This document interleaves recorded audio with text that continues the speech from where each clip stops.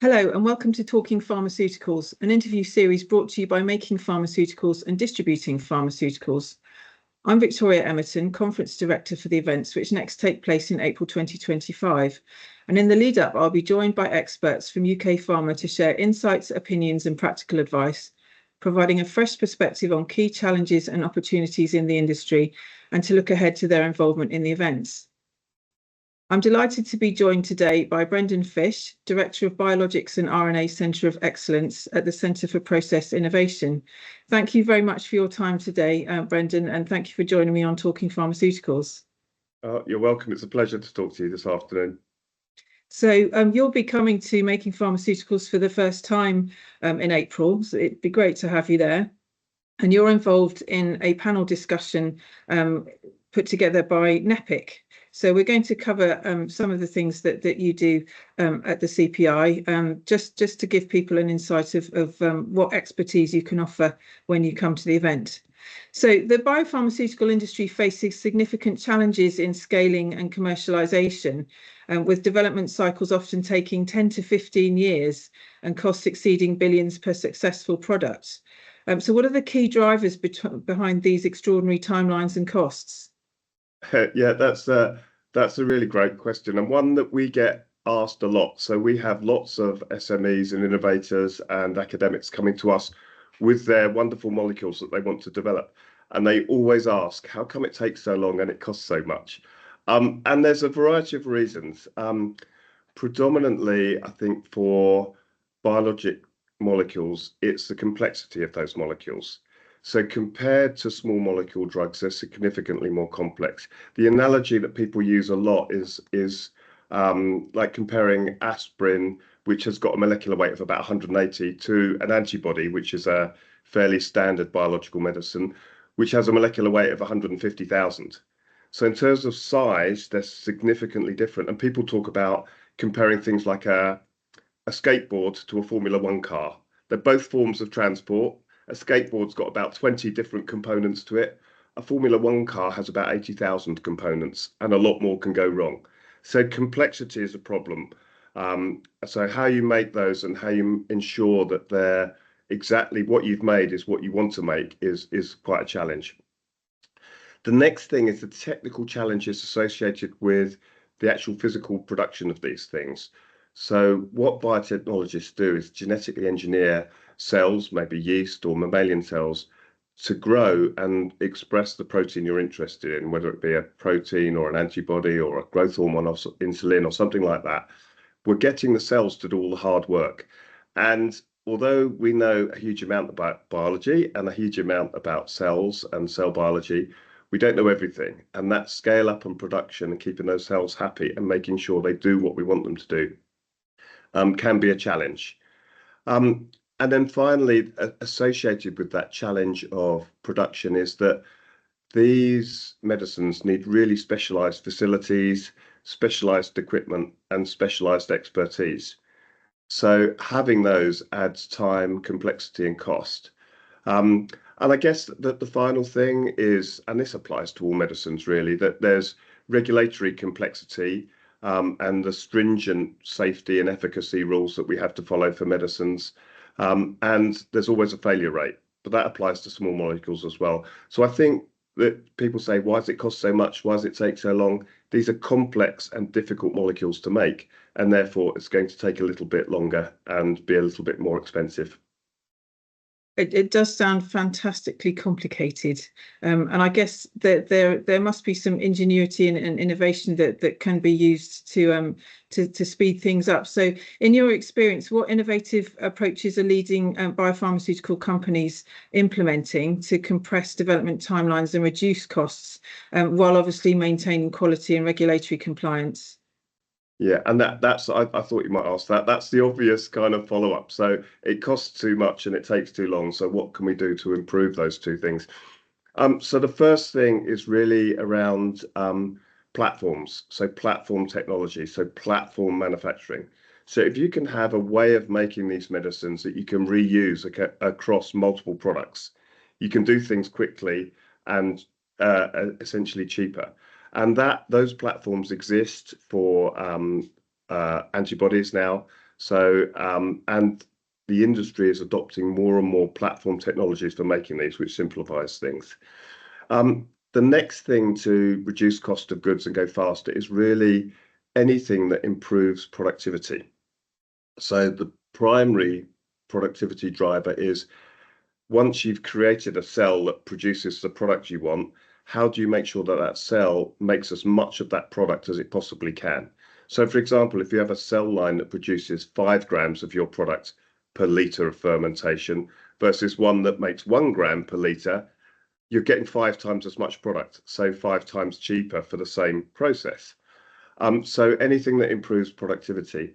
Now, more recently, we're driving significant productivity benefits by looking at continuous processing. So traditional batch processing is how these molecules are currently made. So you run a batch and then you analyze that, test it and release it, and then you start another batch. We're now adopting more continuous processing for biological processes where we continually run a process. So you keep feeding the cells in the fermenter, you keep taking the product out, and you run that continuously. What that means is you get significant productivity benefits by scaling down the process, having smaller buildings, smaller facilities, lower costs. So there are two things, productivity and platforms. I think the other thing, I talked a little bit about complexity, which these molecules are, and that drives a lot of complexity in their analytical characterization. So in order to reduce costs and speeds things up, there's a lot of work and a lot of advances in analytical capabilities and analytical technologies associated with characterizing these molecules. If they're big and complicated, they need big and complicated methods for characterizing them and proving you've made what you said you were going to make. And finally, we're adopting, as everyone in the world is, digital and AI and digital twins and advanced modeling. All of those things will have an impact on productivity.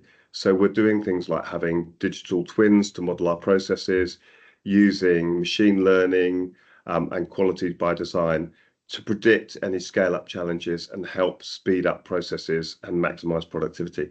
So there's a whole host of things we're currently doing involving platforms and productivity improvements and improving our analytical. It sounds like a rapidly evolving field, and we're covering AI and have done for the last couple of years at the event. So yeah, people can come along and find out how that's going to be helping them. So the microbiome has emerged as a frontier in biological research with tremendous therapeutic potential. Can you share your insights from your work in this space and how you see microbiome-based therapeutics evolving over the next decade? Yeah, of course. So microbiome, it's a really interesting area of biologics and therapeutics that we see as a real growing sector. It's been around for quite a while, actually, microbiome and microbiome biology and understanding of it.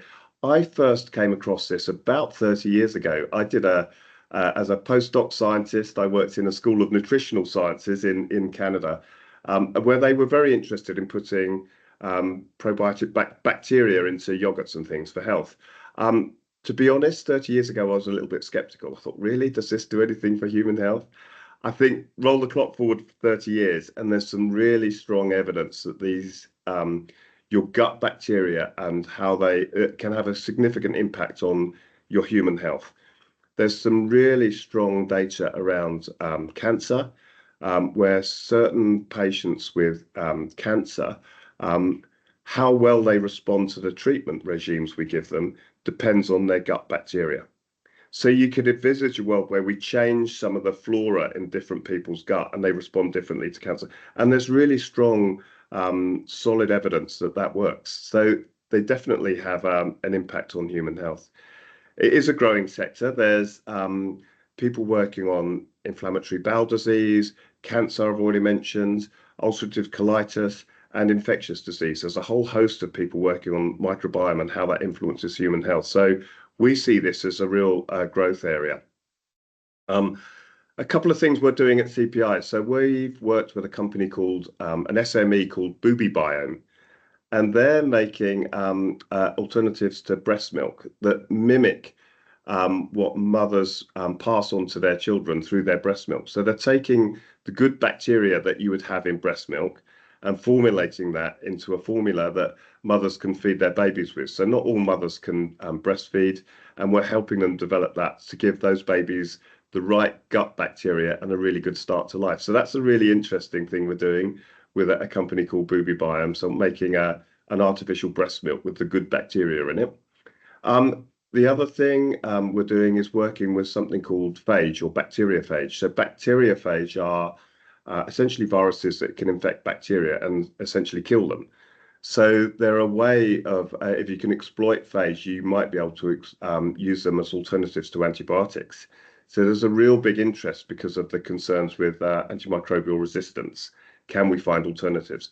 So we're working with Liverpool University on scaling up production of phage for to treat infectious diseases. So you could imagine having phages for treating things on the skin or other thing to prevent bacterial infection. So yeah, a real growth area. We can see this growing. I'm sure we're likely to see much more in this field. That year on year, there's about a 20% increase in clinical trials in this space. And I'm sure we'll continue to see more approvals of therapeutics based on the microbiome in the next years. So an area to watch, I think something that's really interesting, and there's really solid science behind it. So yeah, watch your space. Keep a lookout for things that are happening in the microbiome world. That sounds really exciting and sort of rapidly evolving as well. It's almost like in a year's time you'll have made significant leaps.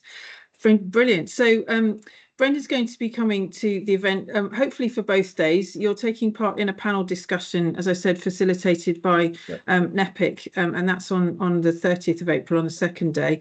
And the other experts on that panel will be from GSK, Quotient Sciences, and Fujifilm Diosynth Biotechnologies. And the name of the panel is Accelerating Molecule to Man, Growth of the Pharmaceutical Sector in the Northeast of England. So please do make time in your schedule, anyone watching this, to come along and take part in that panel and listen to the experts speaking on it. And Brendan will be in and around the exhibition. So if you see him and you want to pick his brains, I'm sure he'll be happy if you do that too, because events are all about talking to people, aren't they? And sharing ideas. So attending the exhibition and conference is free. Registration is open at www.makingpharma.com. The conference programme is also live. It's an extensive programme of 8 parallel sessions over the 2 days. So very well worthwhile coming along and planning time in advance, so you make the best of the time that you have with us. Thank you so much for your time today, Brendan. I'm looking forward to meeting you. We've not met before in Coventry. And just a reminder of the dates. The event takes place on the 29th and 30th of April. Thank you for your time today. Oh, thank you so much, Victoria. It's been a pleasure chatting to you. Look forward to meeting you in April.